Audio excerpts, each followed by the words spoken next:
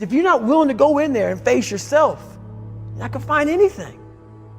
You're gonna live right here on surface, man, right here on surface. So if there is an ending to this world and there is somewhere to go and there's a judgment, you're gonna get there and you might see a chart. And that chart may tell you who the fuck you should have been. And now you get the rest of your life to think about that. Man, I could have lived a much better life if I just would have just suffered a little bit more. If I just would have went in that and realized I had so much more. But fear and the 40% and living here versus living here, being afraid, stop me. Your biggest enemy, the most important conversation you will ever have in your life is the one you have with yourself. You wake up with it, you walk around with it, you go to bed with it, eventually you're gonna act on it, whether you're good or bad. You have to, that's why the whole thing about this book I have, it's about you. It is about you. It's strictly about you finding who you are. So many people die, live 100 years, never fucking know who they are. Never know who they are. You have to look in that mirror and know there's so much more in here, man. Because I can literally right now be a 300-pound guy spraying for cockroaches still to this day if I did not look in that mirror and say, there has to be more to this. This can't be it.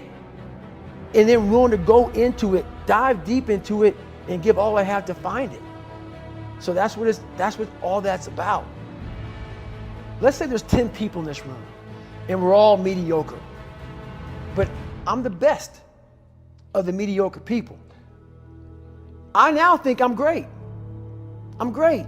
We surround ourselves around people that make us feel great. They tell us what we want to hear. The second we put ourselves amongst the uncommon people, we don't like that feeling, that challenging feeling of that person who's waking up at 3:30 in the morning and say, hey, push your on, we're going for a run. We don't like that challenge. We like that person who says, hey, you know, man, I don't feel good today, man. And they say, oh, it's okay, brother. We'll take a day off, man. We'll get a pizza and watch the game. We like that. We love that feeling. Why? Because you understand, man, we're good, bro. We don't want that motherfuckers like this. Hey, man, no, bro. Get your fucking shit on, man. Stop being a punk. We don't want that in our lives. We don't want that person who's constantly challenging our weaknesses. We want that person who's constantly, making us feel nice and good and secure in ours. That's the mediocrity of life. We want to be the best amongst the average people. People wonder, how do you stay hungry all the time? Because after I accomplish something, I don't sit back like a lot of guys who graduate buds, graduate this, graduate that. They get comfortable. They wonder why I'm getting weak, man. I don't know, I lost my edge. What's going on? Because once you hit the top of the fucking mountain, guess what happened? I'm good. I'm good, so you wonder why you're falling down now. Because once you reach the top of the mountain, you gotta build another one. That's mediocrity. There's a lot of people in mediocrity who have a nice resume, but they're one-timers, man. They hit a one-time deal, they busted it open, got a lot of money, but they're good. You're mediocre now, man. What are you fucking doing today, tomorrow, the next fucking day? That's why I don't listen to theorists. I don't listen to all that bullshit. I listen to a motherfucker who's like this, man. What's wrong, man? I'm fucking tired, dude. Why are you tired? Because tomorrow, I gotta do the fucking shit again, man. Whatever the shit is that made me fucking nauseous and sick to my stomach, it made me hurt. There's no ending. And that's the person I listen to. That's the person who's gained knowledge. You gain knowledge through suffering. And on the other end of suffering is a world that very few have ever seen. It's a beautiful world because that's where you find yourself. You don't find yourself in over here. You find yourself on the other end. Like the 100-mile race I was on, I ran it for 24 hours. I found myself on the other end of that race. That 19 hours, I found, wow, there's a whole nother world out here that I've never even saw. But the world's in your mind. And that's what all that mediocrity is about. The mind has the tactical advantage over you at all times. At all times of your life, the mind has a tactical advantage over you. Why is that? It knows what you're afraid of. It knows your insecurities. It knows your deep, dark lies. And it starts to push you away from that. It pushes you in a direction that is comfortable. The mind controls everything. So what I realized was that when I was growing up and I was 300 pounds and I got all fat and I got all insecure, I realized that my mind kept taking me in this direction. When things got uncomfortable for me, when I was facing my insecurities, I was facing my fears, my mind said, oh no, we have the tactical advantage. We need to get you, separate you from this feeling over here. Life's all about feelings. We want the happy feeling.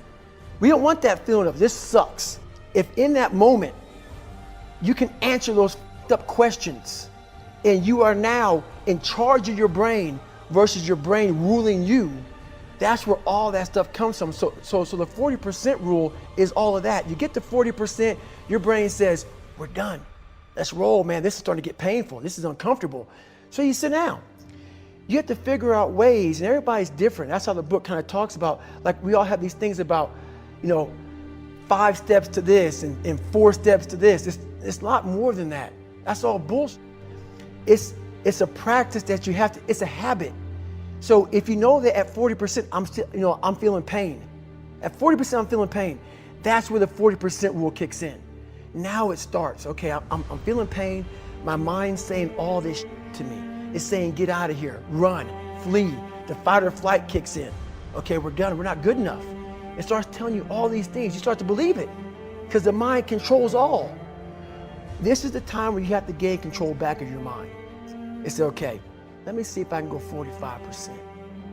And once you start giving yourself more and more hope and start realizing, okay, the mind starts to be, okay, what are you doing?